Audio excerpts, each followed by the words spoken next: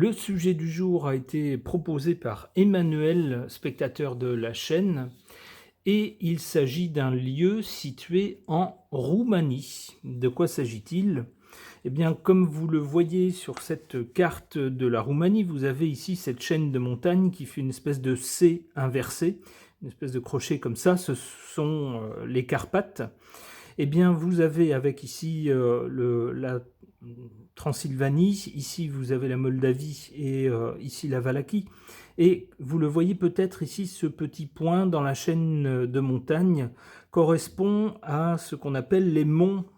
Alors, Bucegi, je le dis comme ça, je ne sais pas si c'est comme ça qu'il faut le dire en roumain. Je ne sais pas parler roumain, donc peut-être que je me trompe. Eh bien, par commodité, je le dirais comme ça, les monts Bucegi, qui se trouvent ici, dans cette chaîne de montagnes, dans les Carpates, en Roumanie. Et alors, qu'est-ce qu'il y a avec ces monts Bucegi? Eh bien, des recherches ont été faites concernant ces monts, et on aurait trouvé, alors je mets ça au conditionnel parce que vous savez, sur Internet, on entend toutes sortes de choses. Alors c'est difficile en plus maintenant avec tout ce qui est intelligence artificielle, tout ce qui est recherche de sensationnel. C'est parfois difficile de démêler le faux du vrai. Il faut parfois être prudent. Alors peut-être que je serai trop prudent, mais je préfère être trop prudent que pas assez. Alors, on va dire qu'il y a eu des recherches et qu'on aurait trouvé sous ces monts Bucegi des espaces assez vastes avec des technologies qui ne sont pas on pourrait dire, de nos civilisations, qui appartiendraient à d'autres civilisations, alors qui dateraient sans doute d'il y a plus longtemps. Et qui n'appartiendrait pas aux civilisations qu'on connaît dans l'histoire qu'on nous apprend.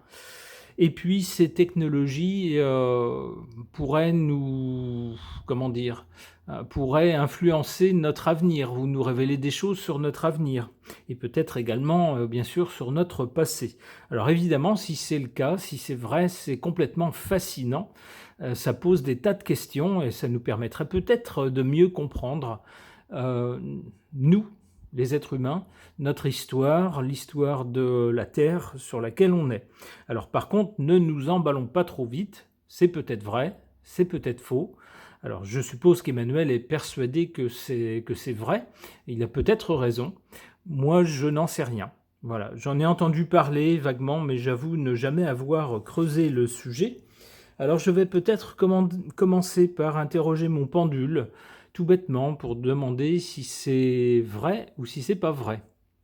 Alors je vais d'abord le chauffer dans mes mains, parce qu'il est tout froid et il faut qu'il prenne quand même ma chaleur, qu'il s'imprègne de mon énergie.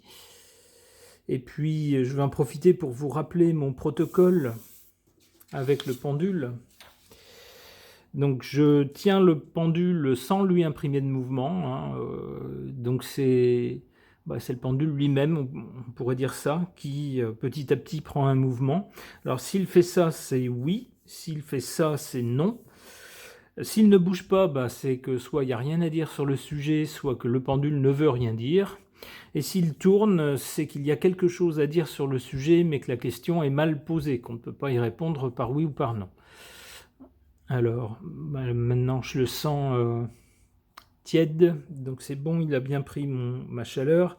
Alors la question que je vais poser à mon pendule, c'est est-ce qu'on a effectivement trouvé des choses d'une autre civilisation dans des espaces sous les monts Bucegi?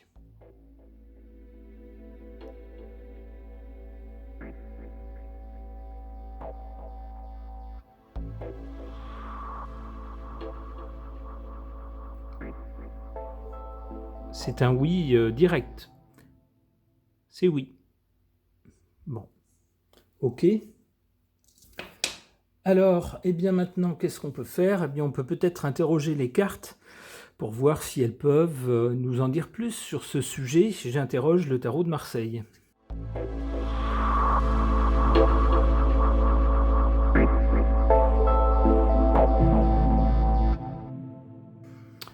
Alors, avant de commencer à essayer d'interpréter ces cartes par rapport au sujet, quelques petits rappels, ça ne fait pas de mal. Alors d'abord, faites attention dans vos commentaires. Lorsqu'on parle de sujets politiques ou de sujets un peu sensibles, il y a certaines choses qu'on ne peut pas dire directement. Donc, si vous pensez que ce que vous souhaitez écrire peut poser problème, n'hésitez pas à déguiser un petit peu les mots. C'est toujours mieux.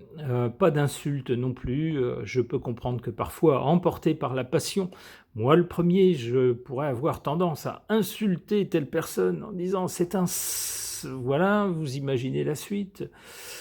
Eh ben, on peut peut-être le penser, mais on ne peut pas l'écrire. Voilà, c'est comme ça. Donc, on fait autrement. On fait passer le message autrement. Alors, même chose les uns vis-à-vis des autres, on n'a pas tous les mêmes points de vue. On ne comprend pas toujours les choses de la même façon d'une personne à l'autre.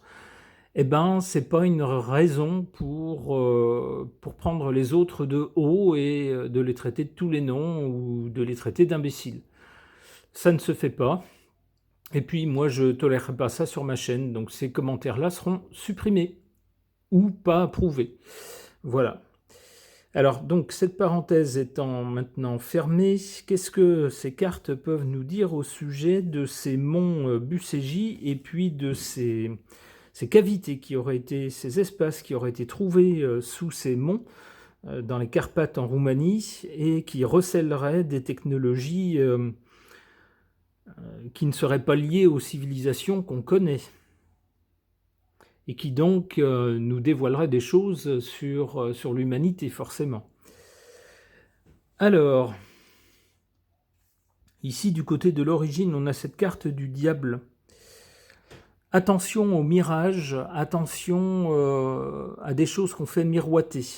Avec le diable, on tente souvent, on excite les appétits des gens, peut-être leur imaginaire, en leur promettant des choses pour leur amener à croire telle chose, pour les amener à faire telle chose, et puis au bout du compte, on se fait entourlouper.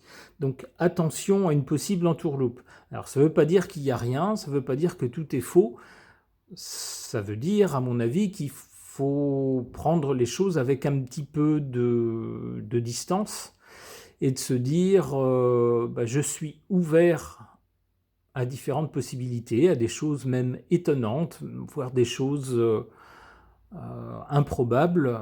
Parfois l'improbable existe aussi, mais ne pas plonger sans garde-fou et puis dire bon sang c'est sûr, mais si c'est comme ça, stop, des preuves d'abord. Donc attention à ne pas se laisser, comme les petits personnages ici sur la carte, enchaîner par quelque chose de trop beau pour être vrai, quelque chose qui enflamme notre imagination, quelque chose qui serait la clé de tout, vous voyez.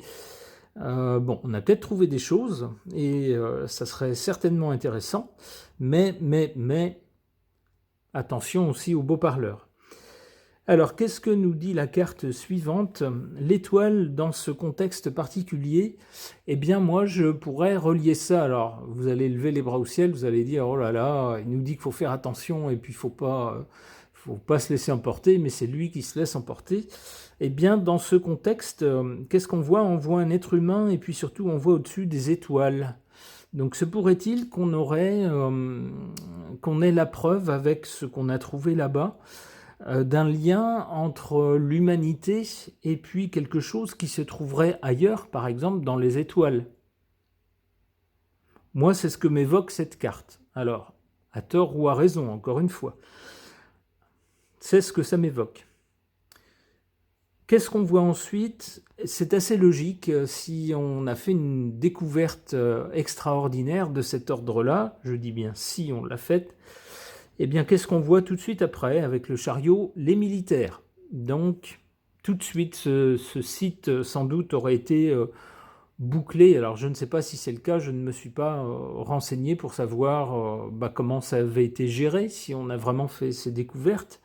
Est-ce que tout le monde peut aller voir? Est-ce qu'au contraire, on a fermé le site? Je ne sais pas. Mais cette carte du chariot suggère que les militaires, tout de suite, se sont empressés de fermer ce périmètre.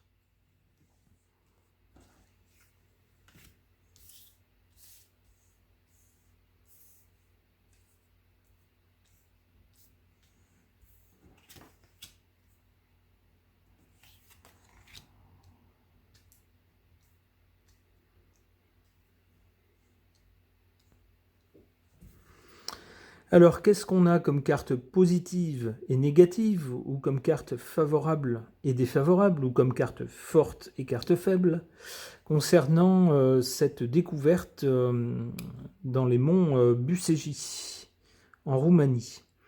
En carte ici défavorable, négative, on a cette carte de la Lune. La Lune, c'est un astre nocturne. Ça fait penser qu'il y a des choses cachées, que peut-être on nous a dit, et alors on a laissé fuiter certaines informations. Ici, vous voyez sur cette carte, on a deux parties. On a une partie ici avec des animaux qui sont visibles. Alors, c'est à la clarté de la Lune, donc visible d'une certaine façon.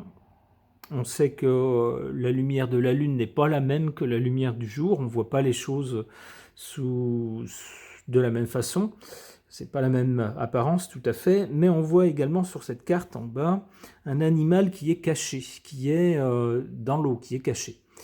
Donc ça peut laisser penser d'abord au sujet de ces monts et de cette découverte que certaines informations ont filtré, ou qu'on a laissé s'échapper certaines informations, mais qu'on n'a pas tout dit, avec cet animal qui se trouve caché. Il se pourrait d'ailleurs qu'on ait laissé filtrer les choses qui excitent le plus l'imagination, le côté fantastique, notre besoin de rêver, notre besoin de comprendre, l'idée que l'humanité c'est pas apparu comme ça, mais qu'il y a forcément autre chose autour, ailleurs. Ça conviendrait, ça irait avec cette idée-là, mais avec cette partie ici cachée, ça pourrait nous dire qu'il y a peut-être des choses moins enthousiasmantes qui ont été trouvées, ou moins glorieuses. Ça pourrait être ça. En tout cas, la Lune étant un astre nocturne, il y a lieu de s'inquiéter. C'est ce qu'on pourrait tirer de cette carte. C'est ce que cette carte pourrait nous dire. En carte favorable, cette carte du pape. Le pape, c'est quoi? C'est une forme, c'est quelqu'un qui a une forme de sagesse et qui, comme on le voit sur cette carte, enseigne des choses intéressantes dont on peut profiter lorsqu'on ne les connaît pas. Alors comme ces novices ici, bien on écoute pour acquérir du savoir, des connaissances, pour mieux comprendre la vie, l'univers qui nous entoure. Donc cette carte pourrait nous dire ici en position favorable que ce qui a été trouvé sous ces monts Bucégi pourrait justement nous permettre d'acquérir alors des connaissances, un savoir, mais surtout une sagesse, une meilleure compréhension de notre univers et puis de notre place dans l'univers. Peut-être de notre histoire aussi.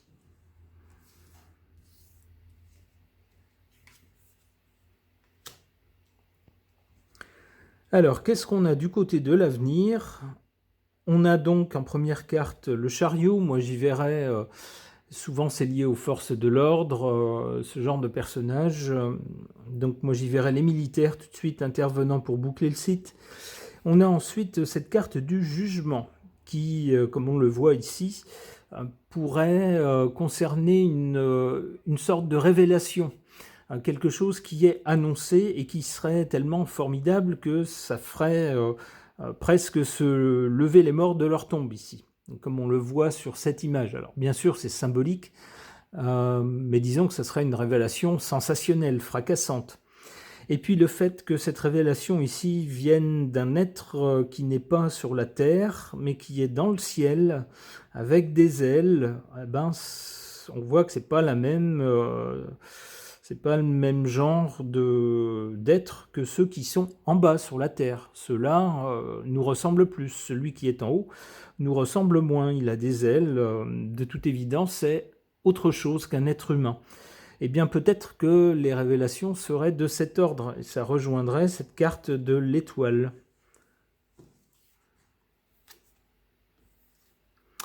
Ou, avec la Maison Dieu, ces révélations, si elles sont faites, elles vont tout bouleverser. Elles pourraient tout bouleverser, tout chambouler, et même complètement détruire notre représentation de l'univers.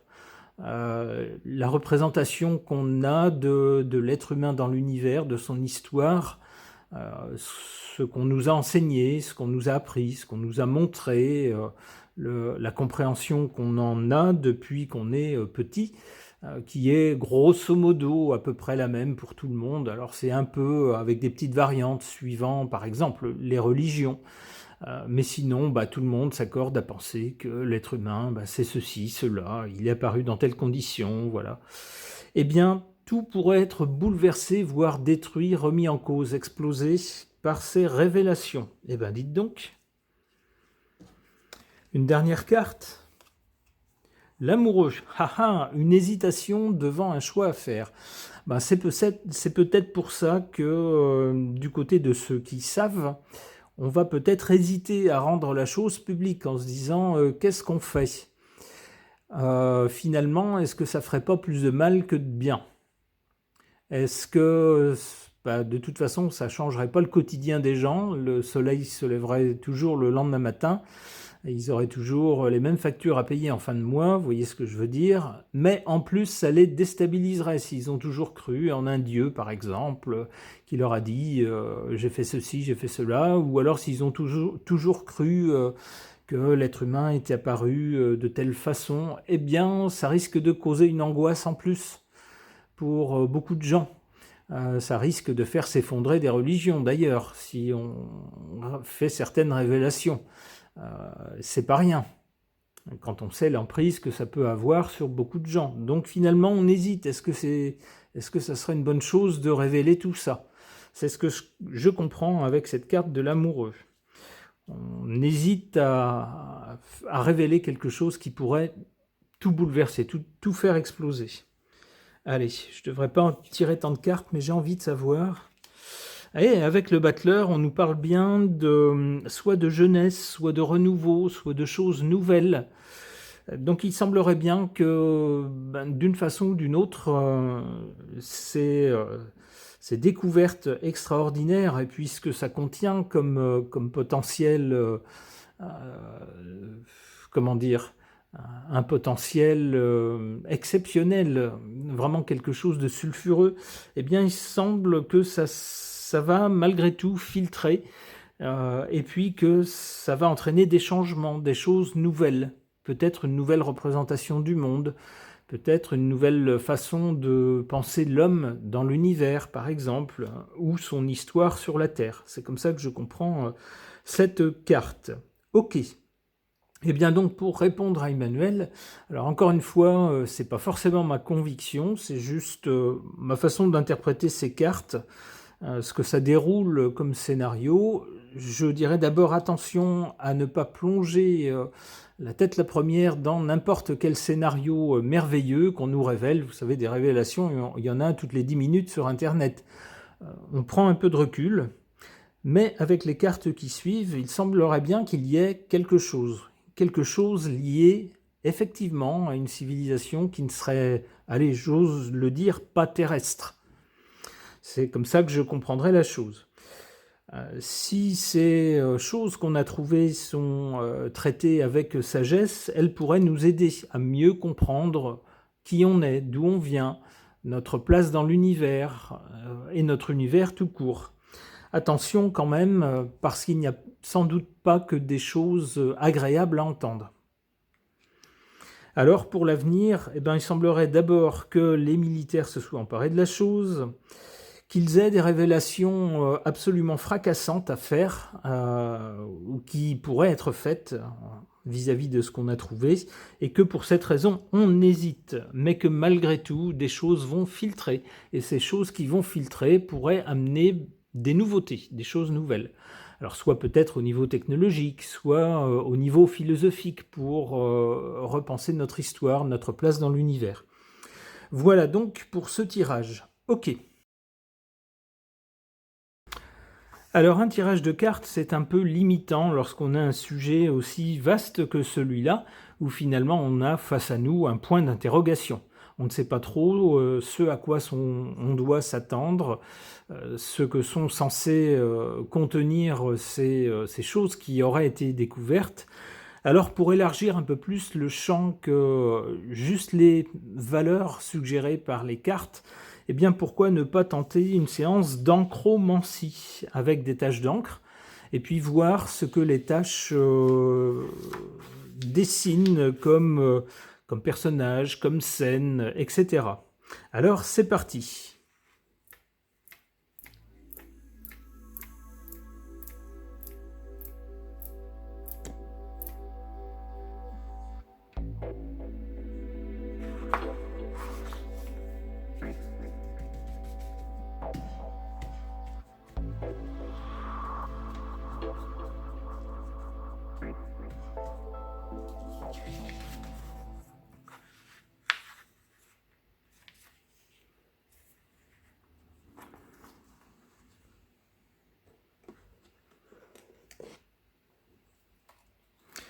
Alors, comme souvent, c'est assez normal puisqu'il y a une symétrie, comme souvent, je verrai un visage ici, alors même plusieurs visages en un. Si je prends ces deux taches ici, je verrai deux yeux, avec ici même deux petites narines, mais pas de nez. Donc, ce qui pourrait faire penser à, à un être vivant, mais pas très humain. Avec ici une sorte de langue, une bouche qui tire la langue, et puis ici un immense cerveau au-dessus. Alors vous savez, ça me fait penser à ces martiens, mi-rigolo, mi-effrayant, dans le film de Tim Burton, Mars Attacks, avec un immense cerveau au-dessus.